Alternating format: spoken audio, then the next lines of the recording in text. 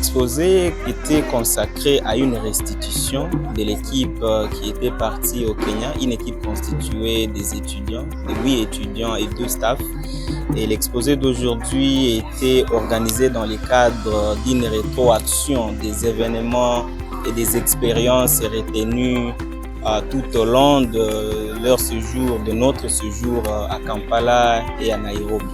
Et bien justement, comme il s'agissait du groupe dénommé Student Leadership Development Team, lequel groupe prône le leadership serviteur, il s'agissait de mettre beaucoup plus d'accent sur la question du leadership serviteur et encourager les étudiants aussi à épouser la vision du leadership serviteur parce que c'est seule la forme et le style du leadership capable de nous sortir du chaos et nous ramener, nous propulser plus loin et là que nous voulons sûrement être.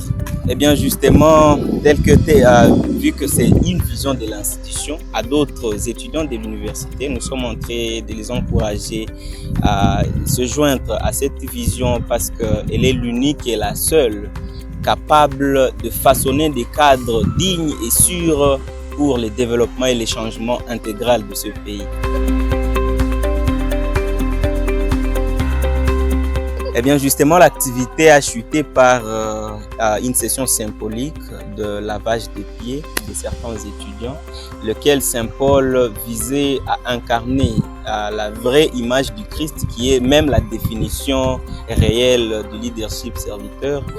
Par rapport à cet acte du lavage des pieds, donc ça m'a d'abord émerveillée.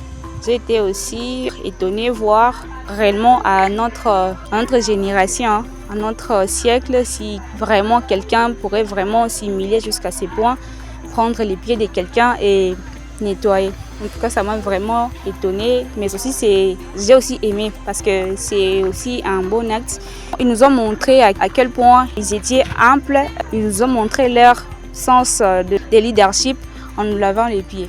En tout cas, ça m'a été vraiment trop de nouveau. Je n'ai jamais vu ça ici en ville et à des autres universités. En voyant ça c'était le jour de Pâques, quand Jésus s'est humilié devant ses disciples pour les laver, c'est ce que moi je me suis senti. Que l'équipe venait de Nairobi. D'abord, ce sont des gens qui viennent de la ville. Ils viennent s'humilier devant moi pour me laver le pied. C'est vraiment marquable chez moi. Et pour vivre cette expérience, il a été vraiment très impérieux que l'on saisisse cette opportunité en titre symbolique pour laver les pieds des étudiants, de certains étudiants, en vue d'encourager ce sens de leadership serviteur. Aux autres personnes, je vais leur demander de prendre cet acte comme modèle parce que ce n'est pas à dire que si nous avons grandi, nous sommes des grandes personnes, nous avons des titres que nous devons alors piétiner les autres.